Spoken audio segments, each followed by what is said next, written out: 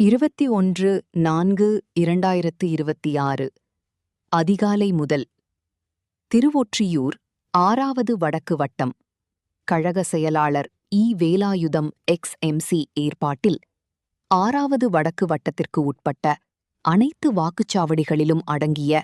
Sathyamoorthy Nagar, doctor Jayalalithaa Nagar, டி.கே.பி. Nagar, Varadaraja Perumal Nagar,